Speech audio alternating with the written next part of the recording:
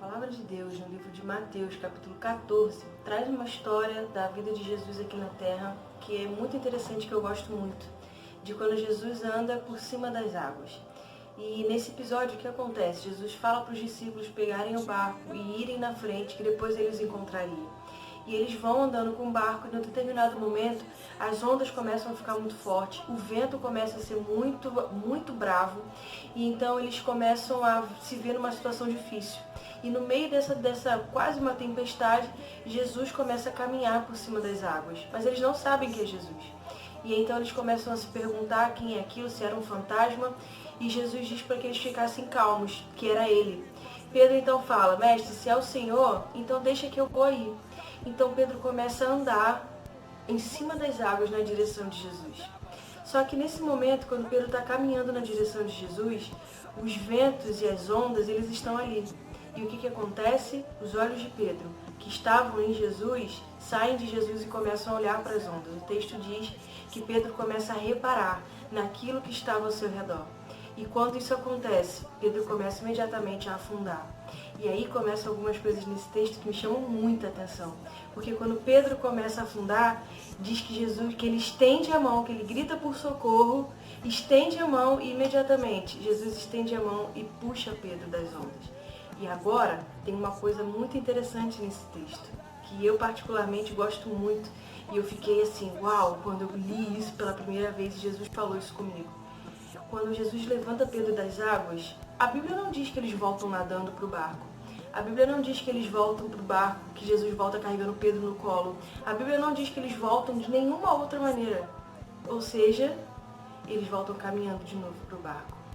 Jesus levanta Pedro das águas, bota Pedro de novo em cima das águas. E agora eles têm que voltar caminhando para o barco. Pedro ganha nesse episódio uma nova chance. Pedro ganha a chance de andar novamente no lugar por onde ele falhou.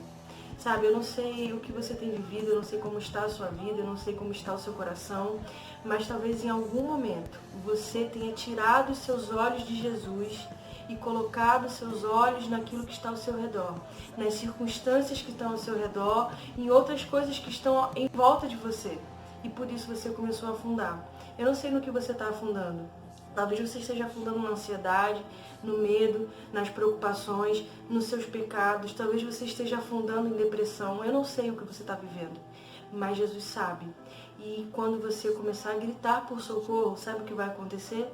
Imediatamente uma mão vai se estender para você. E aí você vai ter a chance, você vai ganhar uma nova chance de caminhar por cima das águas, uma nova chance de fazer de novo a trajetória.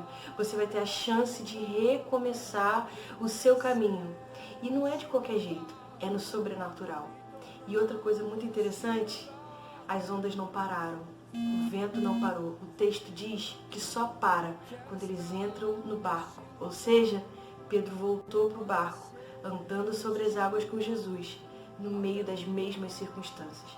As circunstâncias não mudaram, quem mudou foi Pedro. As circunstâncias continuaram iguais, o olhar de Pedro agora é que estava no lugar certo o tempo todo. Pedro continuou andando no meio das ondas, no meio do vento, mas agora, nessa nova chance que ele recebeu, ele não reparou nas circunstâncias. Ele caminhou com Jesus até o barco. Sabe, Jesus olha para Pedro quando Jesus tira Pedro da água e ele diz assim: por que você duvidou? E eu te pergunto hoje, por que você está duvidando? Por que você está com medo? O que será que está fazendo você afundar? Eu não sei essa resposta, só você sabe. Mas o que quer que seja, você hoje pode ter uma nova chance. Você hoje tem a chance de pedir socorro, ver uma mão se estendendo para você, sair do lugar onde você está se afogando e caminhar por cima das águas com Ele. Sua caminhada não é sozinha. Sua caminhada não é só você com seus problemas. Não é só você enfrentando todas as circunstâncias. Sua caminhada é com Ele. Então segura na mão dele, volta a caminhar sobre as águas, mesmo em meio às circunstâncias.